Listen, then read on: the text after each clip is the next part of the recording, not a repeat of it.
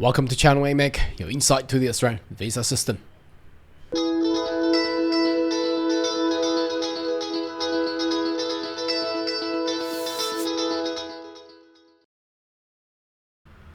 Good day everyone, my name is Carl Young, your online YouTube visa consultant. Are you interested about migrating to Australia? Why don't you consider to subscribe to my channel and turn on the bell on the side so once we have all the updates and news, you'll be the first one getting all the insight. And perhaps share with your mates as well. Alright, now today's topic I will continue on with the employer-sponsored visa, which is, as I said in the previous video, a very complex, complicated part of law. Now today we're going to focus on the employer. So, not too sure, well 90% people finding a restaurant, a job, or boss, or whatever the work that you have, employer. Well, normally they're fine.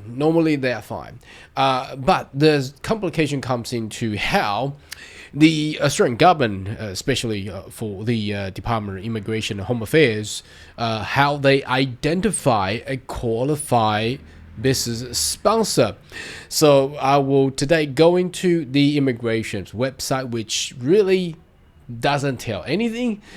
So I'll actually go into the law and policies to let's go into dig a little bit deeper about how a standard business sponsor should really be.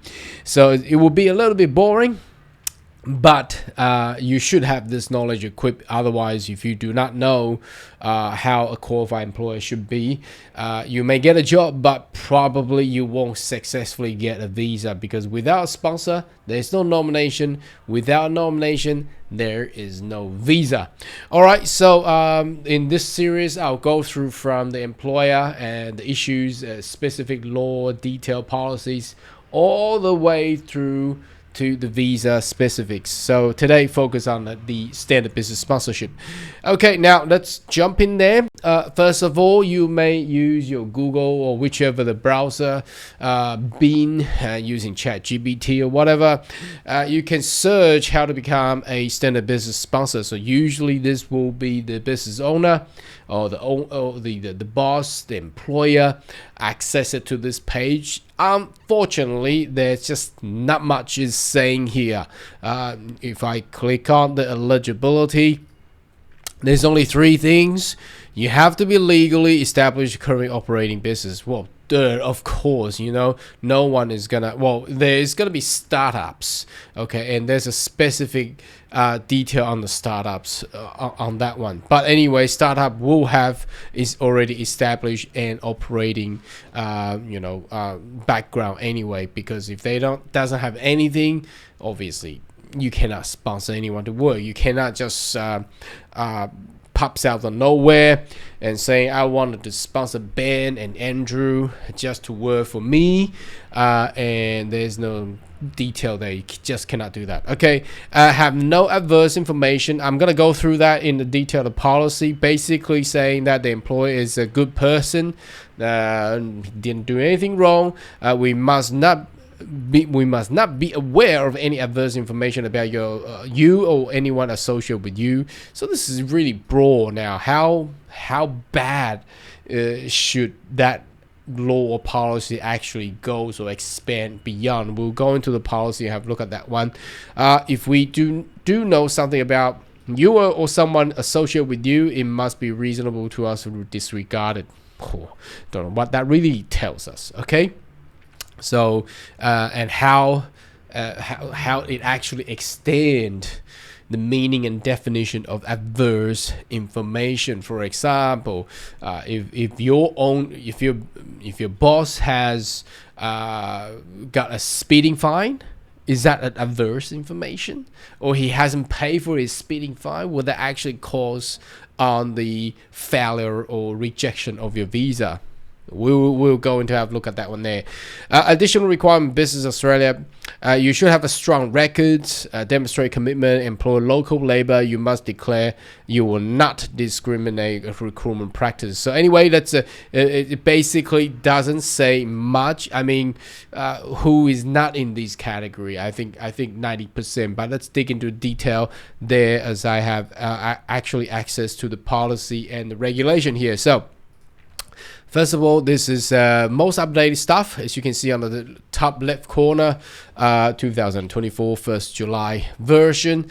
Process of applying to be a sponsor. So there's a little bit overview about which section part of the law that is actually there. Now, that doesn't really refer to or provide any meaning for you anyway. So who can be the SBS? So SBS stands for Standard Business Sponsor. So it can be an individual, a body politics, a body corporate, a partnership, or an unincorporated association. So in extending on these definitions, we'll see the following things that it's more on the common sense, because an individual will sound really weird. I mean, can somebody just say, look, I love Ben, I would like to sponsor Andrew?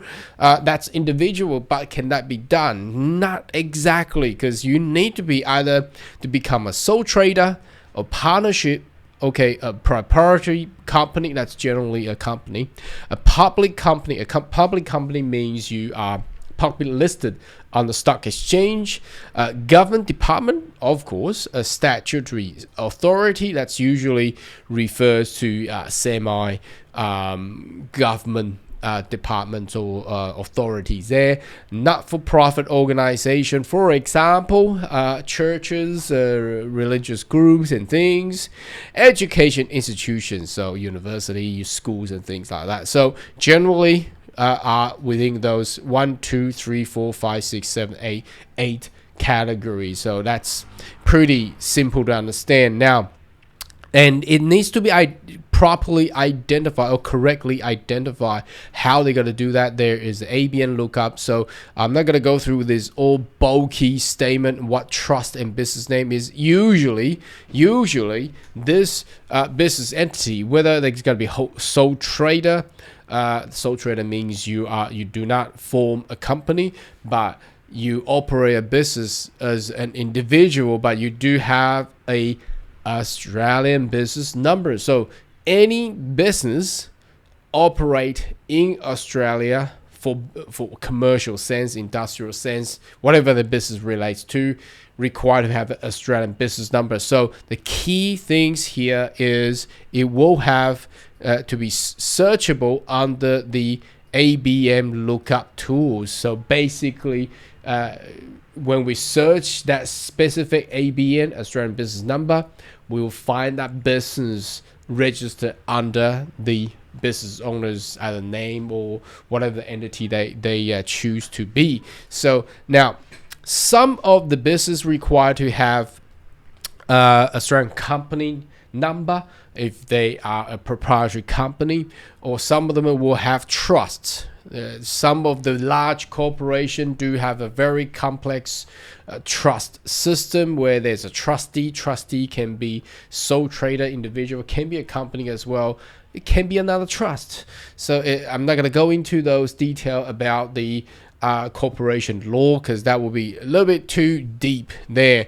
But basically, as long as a business operating in Australia has an Australian business number, generally, I'll say 99%, they will be right, as it can be identified by the Australian government and to be an SBS, Standard Business Sponsor. Now, let's jump into the requirement for approval of the sponsor. So it's not too hard. And this table here, although it's very tiny, but I will read them out for you because it's going to be very helpful. So first of all, from the provision 2.59 bracket A, its applicant apply for approval. So obviously you need to apply. That means you need to pay the money, pay the application fee. Now the 2.59C, applicant is lawfully operating. Again, that talking about if you're a company, you have a company number. If you're a business, well, obviously 99% of business, even as a sole trader, you will have an Australian business number. An Australian business number will usually show that you are lawfully operating business.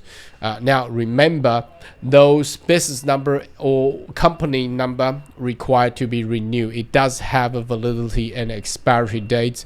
So when you search on the ABN tool, search tools, it's open for public. You should easily identify. It will show that this ABN number is valid until such a date. So if it's expired, then you really need to question your own your employer.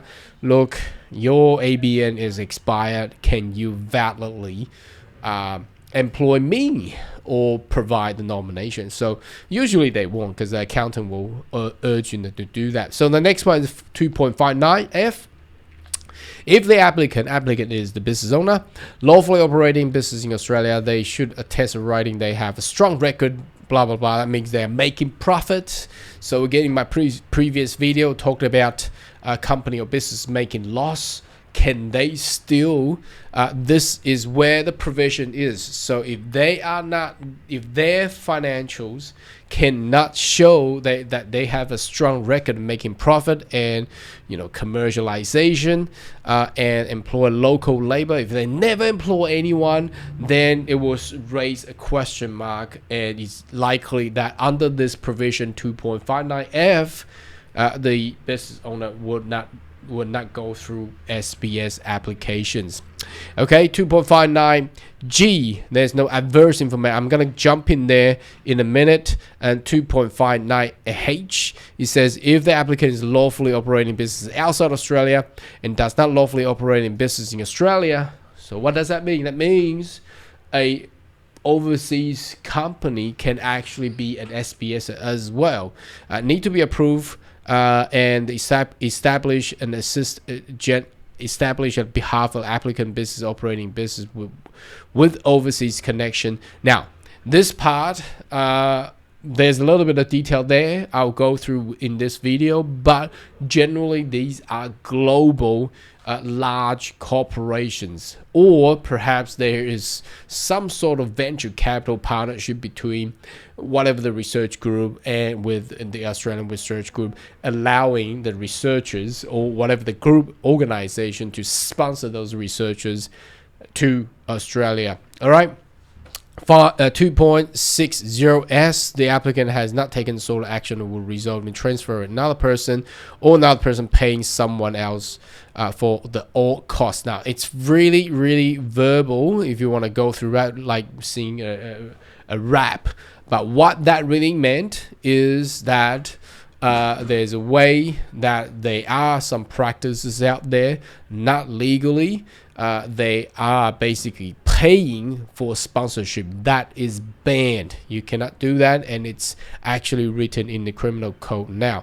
Now I'm gonna jump into the other page where it says adverse information. So how actually policies identify those bad things about business owners. So there are a couple stuff. And you may have read of the PowerPoint here and the point form where there's a bad record about the immigration. So they probably have, lodged some sort of fraud visa. Discrimination means they discriminate between the skilled migrants and the locals. They don't treat employee fairly, which require court proceeding. It's quite complicated. Industry relation, now that's gonna be tough. For example, they have done something majorly wrong. Okay, occupational health and safety, they did not provide any help. It's not safe to work in the area where this business actually provides, so they actually got issued there. People smuggling, now this including the slavery, sexual servitude. Now you probably can find those things on the news last year, where they have actually getting use skilled migrants as a way to traffic people into Australia and sell them as slave or sexual servitude there. Child abuse, I'm not too sure how child abuse will actually raise up with the SBS. I mean, if the owner, for example, has abused a child, I don't know how. Perhaps the education institution, some sort of school, they may have this major issue. They abuse child care center, perhaps they are the employer, and that probably is where it is. And taxation, so again, they haven't paid up all the taxes. That's another problem there. Or they have been making losses all the time. Certainly, I haven't been through anyone who is a terrorist. So if they've been identified as terrorism, for example, the business funds the terrorist group, then obviously the SBS won't go through traffic in person with debt bondage. Okay, so that's another criminal stuff there. So usually these will be identified as the adverse information about the employer. Now, jumping through, I wanted to go through a little bit more detail in regards to the lawful operating. So again, I've told you generally, as you can see, most of these structural entity will have a Australian business registration, Australian business registration, ABN registration, ABN registration. So again, all you need to do is ask for ABN. If they have an ABN, check it out. If it's valid or not, then it will be good. Now, the only thing that won't have this is further requirement for trust structure. There's a trustee, and the actual whole pages of a trust contracts that require to be provided in all franchises. So I'm not going to go into detail there, but basically all you need to find out is, do they have a valid ABN? Okay, now overseas business is a little bit complicated. There's actually a specific area that talking about overseas business. So as you can see, 3.5.5 operating business outside Australia. There's a several way that it requires to be done. So the first thing is you need to have a business expansion plan. You know, the Department of Immigration needs to know what you want to do in Australia, provided you don't even have a entity in Australia yet. Okay, so the business plan needs to be detailed of what you want to do, and what's the projection, what's the market value, and what you're looking towards commercializing or whatever the plan that's going to be.